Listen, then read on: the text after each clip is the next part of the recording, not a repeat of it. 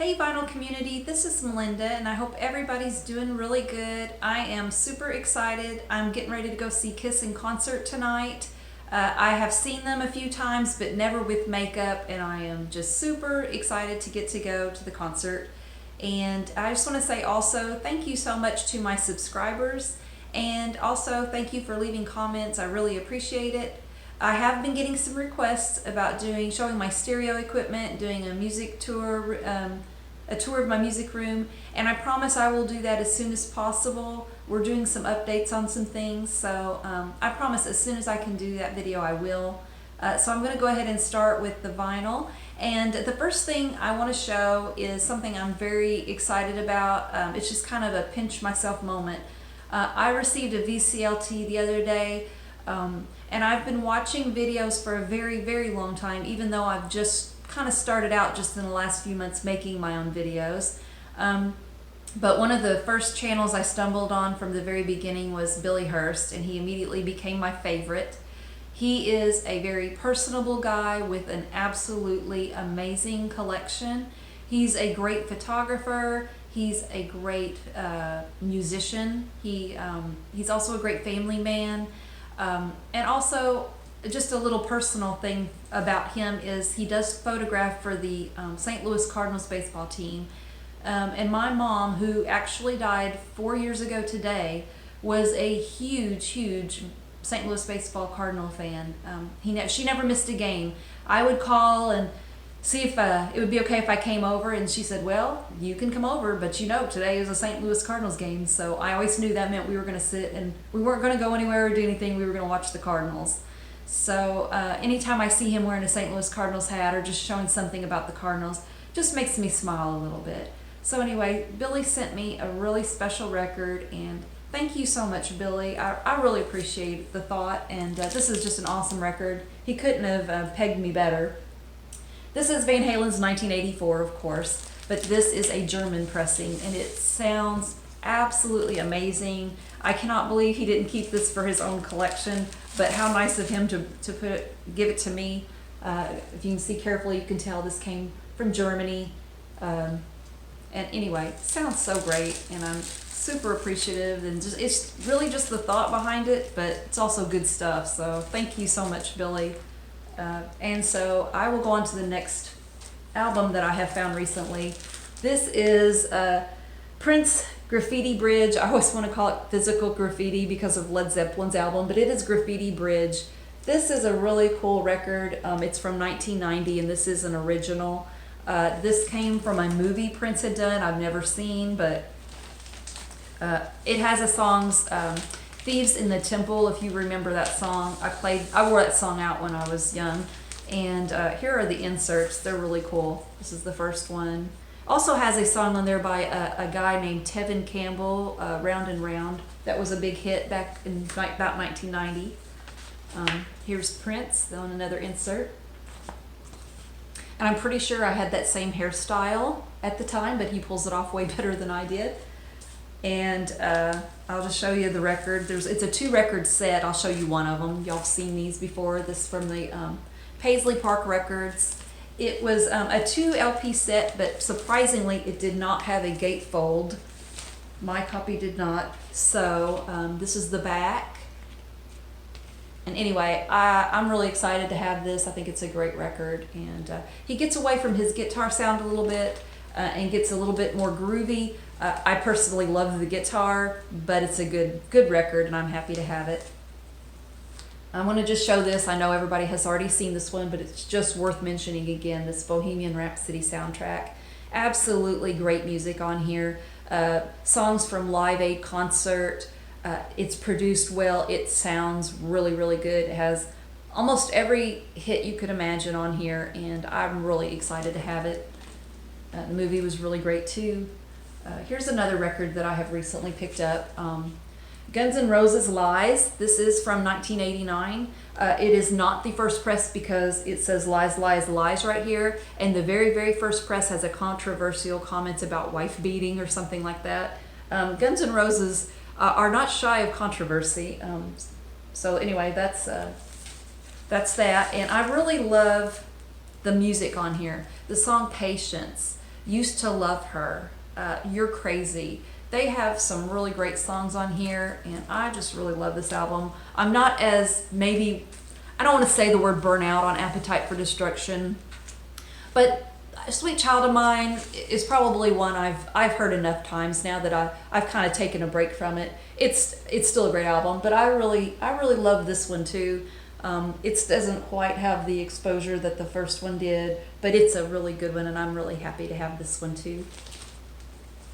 The next record I found last week, Band on the Run, and I already have a copy of this, but this is the 25th anniversary edition.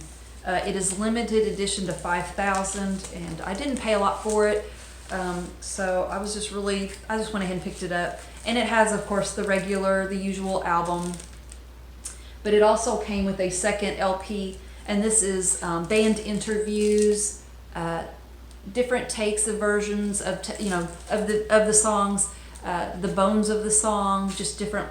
It's just a different mix. It's a real fun listen, and I was really excited to get to hear different takes on some of those songs, because this is one of my favorite albums. I absolutely love it. It does come with the poster that came. Oh, here's the old. Yeah, here's the. Here's an insert that came with all of them, but it also has a poster. Here it is. I'm not going to open it up because it's so common, but it did come with the poster again. It also came with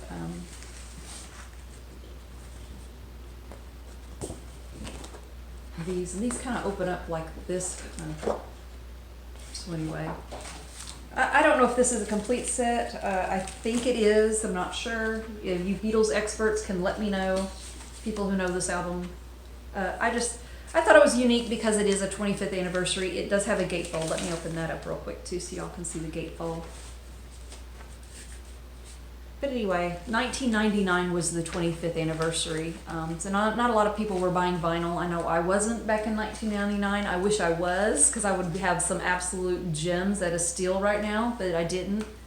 Okay, so the next record I'm going to show, moving on to something a little different, All American Rejects, Move Along. I think this came out back in 2005, and I just have some super great memories of me and my daughter when she was growing up, hearing those songs. So I saw this for about $12. It is a limited edition.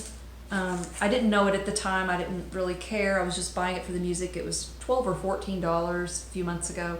It's number 2,788 out of 3,000. And it's on a really pretty gray smoke vinyl.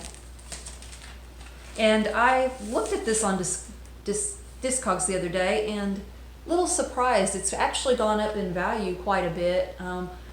They're asking a lot of money for it, but it's also selling for quite a bit more than $12 or $14, and I wasn't really expecting that. I was a little surprised. But I don't have a lot of records from the 2000s, so I was happy to add that to my collection.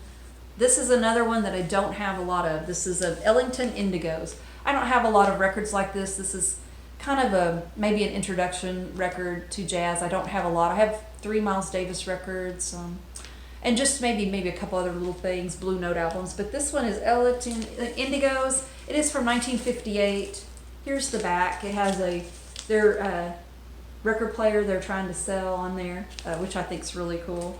And this is an original on this beautiful Columbia record label. One of the things that really sold me on this was $5 for one, and the condition. It just looks almost brand new. It was in beautiful shape. We've been having some members of our family are having some medical issues right now, and we're having to spend a lot of extra time doing things. And I came home yesterday after a really busy day, and I was just bone tired, and I put this record on, and it won't put you to sleep, but man, it's so relaxing just to lay down and listen to. I really enjoyed it, and I'm really happy I picked it up. It was just a blind buy. I never heard it before. So anyway, Ellington's Indigos. Okay, the next record I bought from a local record store called Hard Copies, and really, really amazing owner and manager, Doug. He is fantastic. Every record store needs a Doug because he's so nice and so kind. and he has such tremendous, he goes out of his way for his customers, and he has such great knowledge of all genres of music. He knows a little bit about everything. And he had this, and I couldn't resist it for the price. Here's the record. It's the original master recording, and I already own a Swedish press, and I own a different copy. I'll show it. It's a remastered version that just came out not that long ago. Bernie Grundman, James Guthrie, Joe Palante, and this gets really great reviews, and it sounds really, really good. And one of the fun things about when you own more than one copy of a record is you kind of want to compare them and listen and decide which one you think sounds better. And sometimes you like one thing about one and one about the other. So of course, out of just for fun, I've been giving my original master recording here a listen and the newer version. And out of the two, not that my opinion matters, everybody has their opinions, I think this sounds better. And I think the reason why is, well, for one, the quality of the vinyl is so quiet, where I think some of this new vinyl sometimes has a lot of static pops. I just think the range on this one is better. You know, I just like the sound of this one better, even though I think the other one is totally fine. I was totally happy with it when until I found this one and bought it. So anyway, glad to have an original copy of such a original master recording of such a classic album, Dark Side of the Moon. And so then the next one I'm going to show, this is my last vinyl I'm going to show for the day, but this is really, really something I've been waiting for. I placed the order in October, and they kept pushing the date back and pushing the date back, but finally I got it a little over a week ago, and it is Tom Petty and the Heartbreakers, The Best of Everything, 1976 to 2016. I ordered this off the Tom Petty website. They have a limited edition of 1,000 on clear vinyl. It is numbered, and mine is number 250. You can see it right here, number 250. And it really, truly is the best of everything. Mud Crutch is on here. All the different albums of Tom Petty. It has Stop Dragging My Heart Around with Stevie Nicks. Here is just one of the LPs. It comes in, let me take it out. It has Wildflowers on it. Anyway, here is a clear vinyl. There's 4 LPs. That's how big it is, and how much music is on here. The labels are different colors, red, black, this, and white. But anyway, I'm really happy to have this. This was, been waiting for it for a very, very long time. Here's the book that goes with it, and I just love it. It has all of the album covers celebrating this tremendous 4 LP box set. I'll show you some of the pictures that's in here, and you can read about things. Anyway, just been waiting for this for a very long time, and I was very, very happy to get it.